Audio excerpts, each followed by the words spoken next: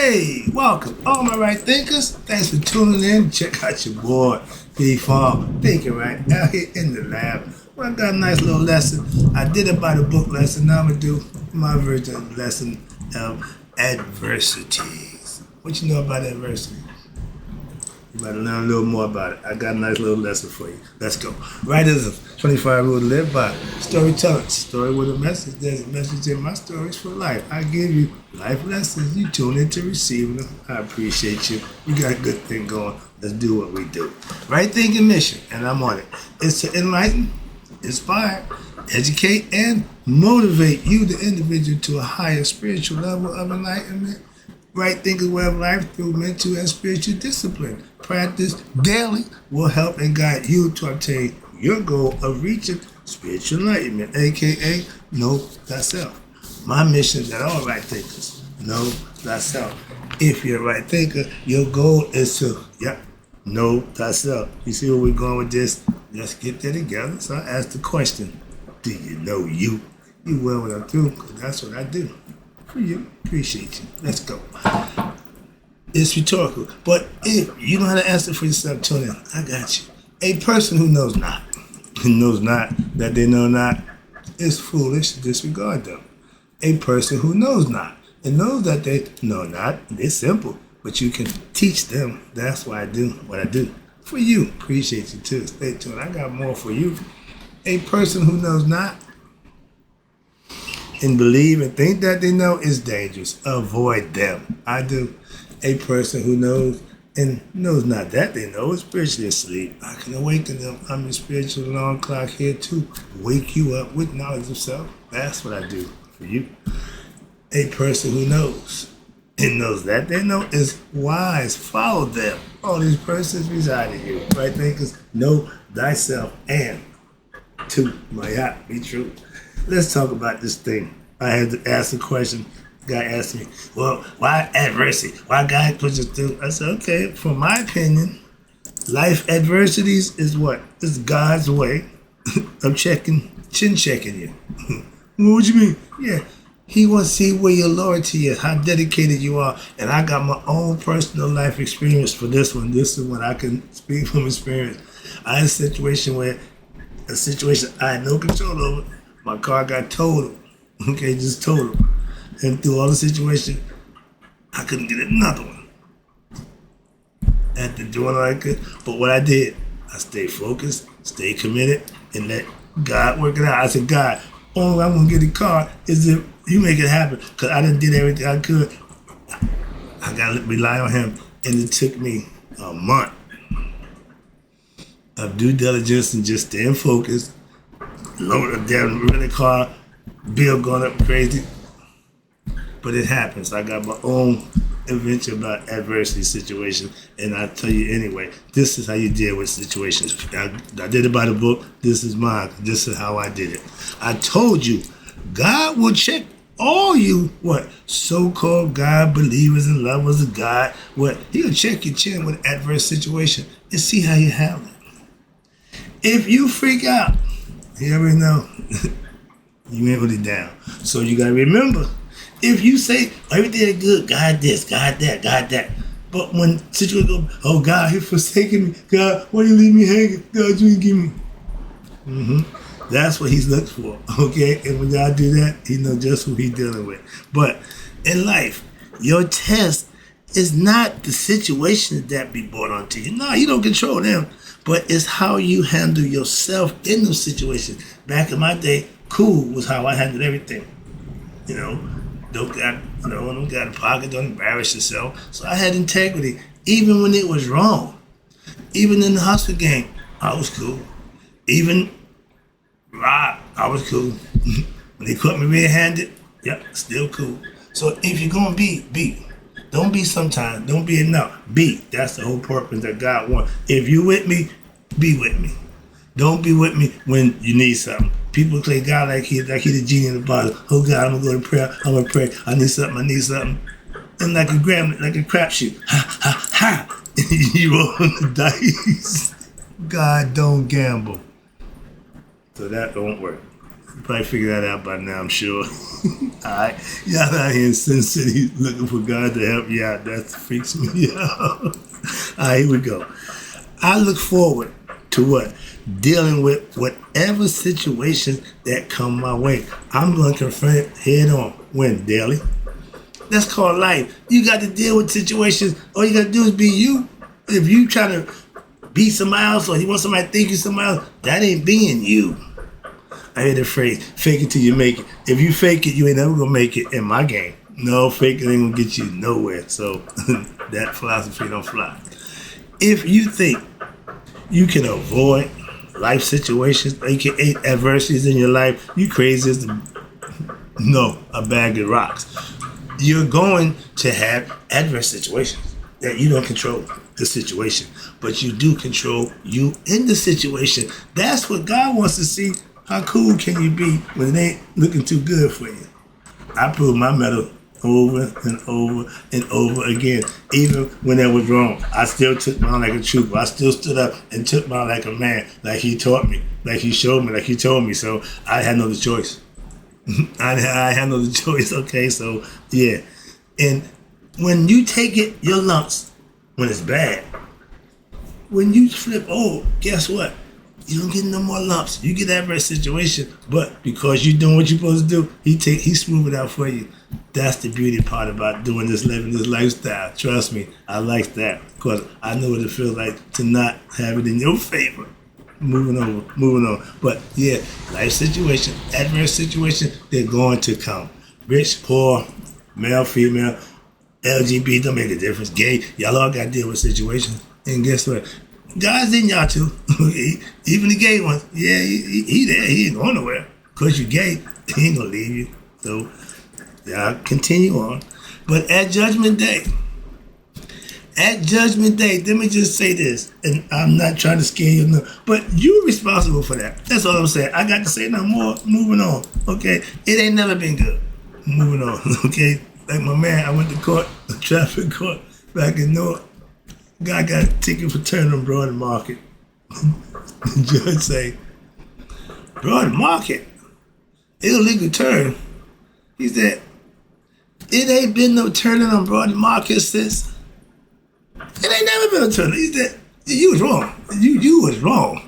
You can't tell me nothing about turning on Broad Market. So some things, again, is just wrong. All right? And if you believe in that God's gonna bless you because you asking for it, you believe things gonna happen because you believe, you just wrong. How about that? I can tell you that without a fact.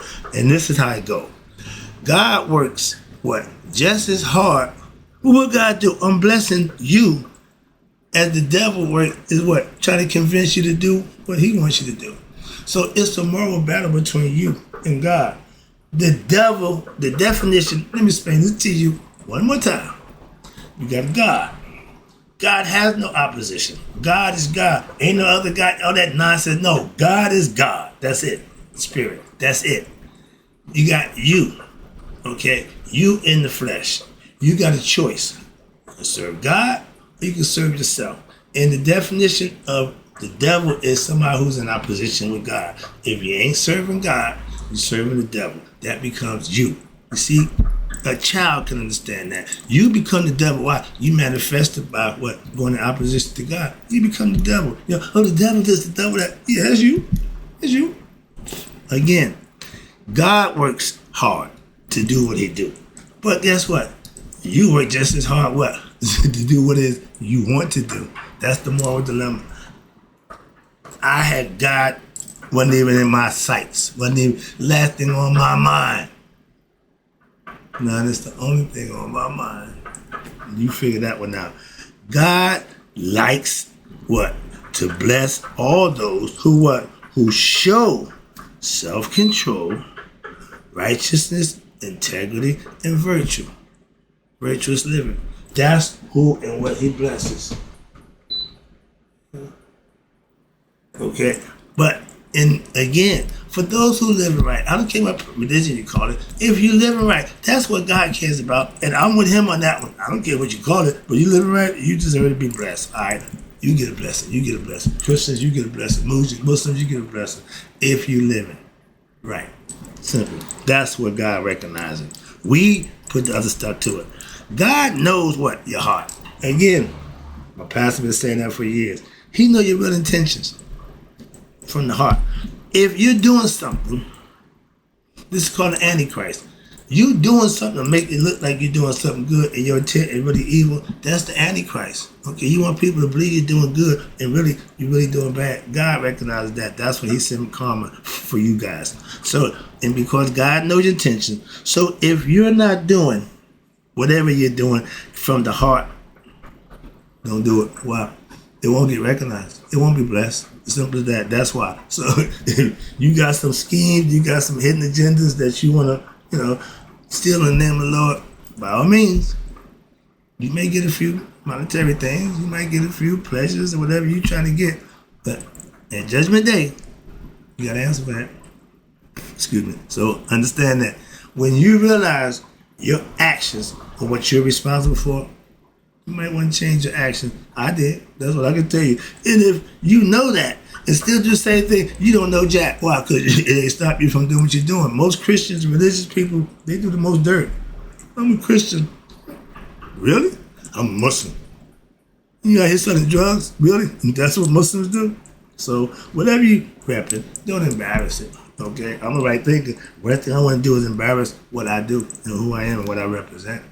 And I'm repping God through right thinking. God will not, as my pastor say, God don't bless mess. And that's his, again, that's his mouth. I'll say it. I tell you right there, God don't bless you sneaky and deceitful ass people doing hidden agendas, actions. Your actions will not be blessed. Those the ones that's doing with a hidden agenda, no matter how good they look. Oh, he doing this, he doing that.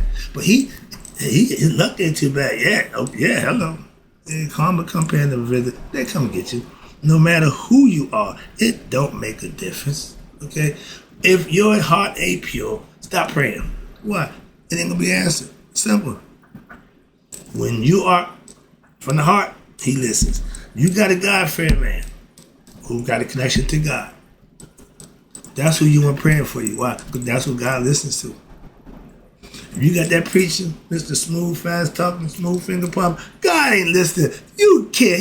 You send him to God? Are you crazy? Last thing he want to do is see God. Okay? He supposed to be representing God, so you got to watch them guys. But your discernment should let you know if this guy is full of crap or not. If you can't recognize somebody supposed to be preaching the word, supposed to be a man of God, if you can't see their wolf in sheep clothing, that means you're going to get eaten. Moving on. God is what? Again, not physical. He's all spirit and consciousness. He's conscious, spelled C-O-N-S-C-I-O-U-S, and he's also conscious, C-O-N-S-C-I-E-N-C. What that mean? That means you have your heart-mind coherence. The heart is spelled C-O-N-C-I-E-N-C. The mind, your up here, is spelled C-O-N-S-C-I-O-U-S. That's your heart, and the other one, that's your mind, the other one's your heart. Them two together, that's how you get to God. You synchronize them, and you become one with God. Because God is here, you just got to know it here. That's the concept, and it's an easy fit. God is not, again, human, physical, no. Form. We, as human beings, are what we call what? Creators. Okay? We are like God. We're human. We're in the flesh. We have God-like ability. His image is to what? Create from a thought. Multiply with opposite mate. Those are things that we got from God. Not the physical. I got my physicality from my dad. I look like him. Okay? And we know he wasn't God. He was the other guy. So was he for a long time until he figured it out for himself. Okay? Where we at? Okay, here you go. Again, stop making God physical. He's not. He's just spirit and conscious. He knows all that he gives life. That's it. That's all he needs. That's all he needs.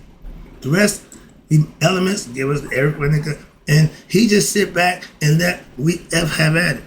Okay? Now, if a idle mind is the devil's workshop, meaning if you ain't thinking about something positive, productive, constructive, you think about something negative, destructive, and probably against somebody that's not going to be good for them. So that's the devil. Okay, you plotting and planning against somebody else. That's the ego self. The ego workshop works 24/7.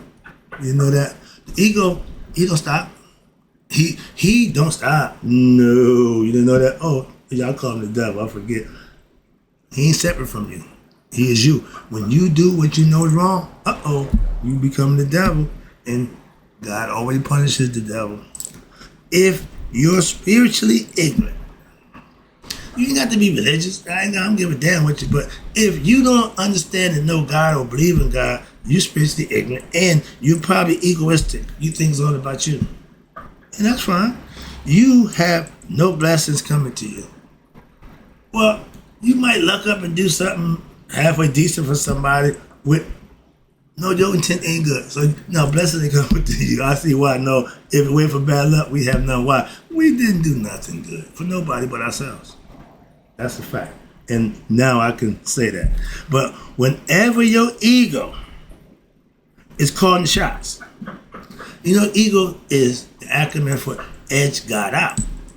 If you ego, that means you ain't a believer, you ain't a follower of God.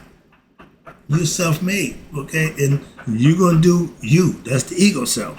And watch this. If the ego is calling the shots, I guarantee you're doing some evil things. Why? Because you're not thinking godly, you're thinking self. And sometimes the self want what it wants. It don't care about right or wrong or morals and ethics. That's why. That head down there, that lower nature, he don't think about nothing. He ain't got no brain. What the hell he think about? He don't. No conscience, none of that. If you allow him to, that's on you. You're responsible. Okay? So you put him in check. All right? But the ego, a.k.a., y'all call it devil, Satan, all that, Sutan, all that, whatever you want to call it, don't care. I'll give you a simple fact. The devil is the opposition of God. And if that's you, you become the devil. Moving on. And he ain't that pointy egg, all that nonsense they tell you, no, he's you. Whenever look in the mirror, that's what you look like. And when the ego, a.k.a. devil, for some, the ego, again, is acronym for edging God out. So the devil is what? Is always in opposition to God. He's not going to adhere to God. As long as he can do what he want to do, don't care. Okay, moving on. And whenever you serve your ego self, the devil, okay, neither of them is God, and they can't, what? Bless you. So if you serving yourself, the ego, the devil, whatever you want to call it, you can't get no blessings. Only God can do that. When you serve him, that's how you get blessed. And if your life ain't blessed, your life is fettered, filled, that's you, your ego calling the shot. You need to make a change. But I see a lot of fake, these egoistic pastors serving themselves, and they getting millions of dollars from a millions of ignorant people who believe that if they send him their money, that God's going to bless them.